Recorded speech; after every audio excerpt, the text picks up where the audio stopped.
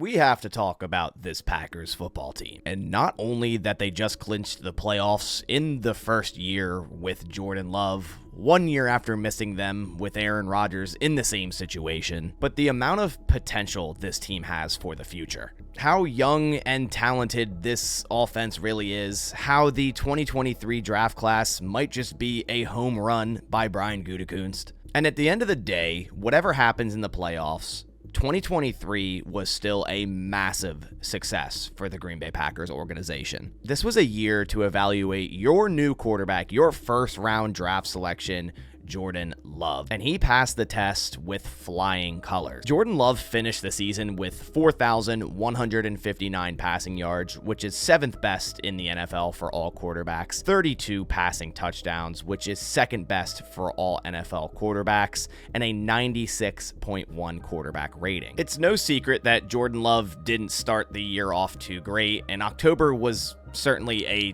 rough month for this Packers offense, but since week 10 against the Chargers, Jordan Love has gone on a tear and has thrown 18 touchdown passes to only 1 interception, the best out of all quarterbacks in that span. Jordan Love has shown the leadership, the poise, and the clutch factor. And the fact is, the Packers may just have struck gold yet again at the quarterback position. Now, looking past Jordan Love and looking at the rest of this Packers offense, it is absolutely loaded with young talent. The average age of this current wide receiver room for the Green Bay Packers is 23.1 years old. The two oldest wide receivers being Christian Watson and Bo Melton at 24 years old. Rookies Jayden Reed and Tay Wicks have shown massive amounts of potential. Reed is 5th for all rookie wide receivers with 793 yards and 8 touchdowns in his first season, also being utilized on the ground with multiple rushing touchdowns this season, and the Packers' primary slot receiver, their motion man, the gadget type of player. Tay Wicks has been amazing, for a lack of better words, for a 5th round rookie. He is 9th for rookie wide receivers with 591 yards and 4 touchdowns, and has shown potential that he could become a premier outside wide receiver for this offense, capping off his regular season yesterday with a 2-touchdown game against the Chicago Bears. Even undrafted free agent rookie wide receiver Malik Heath has shown promise as a physical possession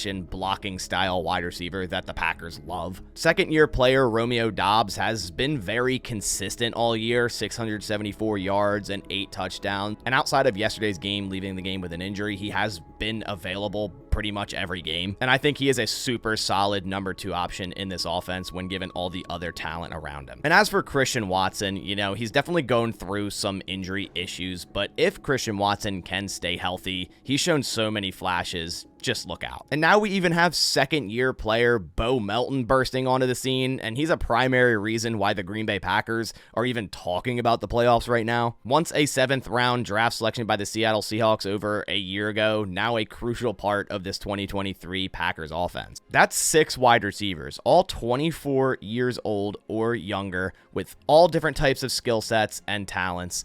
If that's not exciting, I don't know what is. Moving over to the tight end room, I don't think it's too early or crazy to say that the Packers might finally have a great tight end room. Rookies Luke Musgrave and Tucker Kraft, their 2nd round and 3rd round draft picks respectively, have been playing great in year 1. Tight end is usually a very hard position to transition from college to the NFL, yet both of these guys have shown up and produced. Musgrave took over early as tight end 1, showing his potential as a mismatch and receiving threat type of tight end. And then once Musgrave went down with injury, Kraft stepped right into tight end 1 and flourished. And Tucker Kraft has grown as a receiver and, more importantly, a blocker every single week this season. He's actually been one of the most improving players on this team overall. A jack-of-all-trades type of player. You could even throw undrafted free agent rookie Ben Sims, who the Packers stole from the Vikings practice squad, into the mix as a very serviceable depth blocking tight end. Now, as for the running back room, this is the oldest position group in terms of starters, with Aaron Jones being 29 years old. And yes, Aaron Jones did have an injury-plagued season, but he rounded out this season exceptionally, running for 3 straight 100-yard games where the Packers went 3-0 to get into the playoffs. Not to mention, Aaron Jones is is signed through 2024, so he likely will return in 2024 after already taking a pay cut this year. A.J. Dillon is an impending free agent, but I feel like he could be back for pretty cheap, and Brian Gutekunst could strike a deal with him. Not to mention the Packers could also add some talent at the running back position in this upcoming draft where they have a lot of draft capital. And next season kind of groom that running back to take over for Aaron Jones after this next season. The offensive line is a tough and versatile unit. Rasheed Walker has stepped up massively at left tackle, a 7th round draft selection from last year,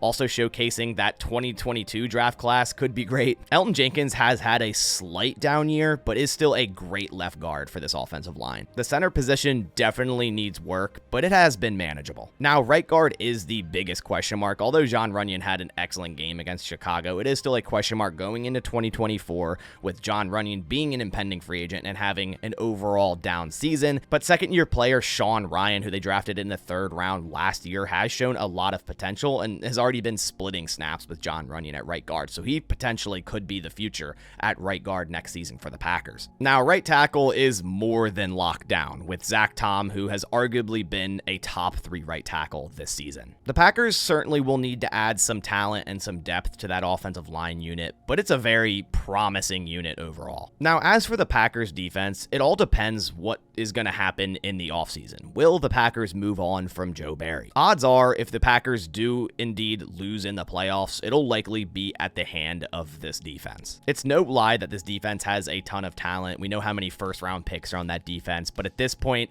really hasn't played up to that talent. I know that is a defense in the last 2 weeks held both teams, the Vikings and the Bears, to under 10 points, but overall, the outlook on this defense suggests a change still needs to happen. If the Packers can make the right move here and hire the right defensive coordinator, I believe this defense could be great. It's a defense that has a super young and talented front 7 with Carl Brooks, who's been an excellent draft selection this year in the 6th round, TJ Slayton, Devontae Wyatt, 1st round selection Lucas Van Ness this year, JJ Enagbare, Quay Walker. Then adding vets to that group such as Kenny Clark, Rashawn Gary, Preston Smith, and Devondre Campbell rounded out nicely. Now, an area of concern for this defense in the future is definitely at safety for 2024, but I believe the Packers will take the same approach at safety this next offseason as they did with tight end in 2023. As for the cornerback room, it really has transformed this year. Jair, a down year and injured for most of the season.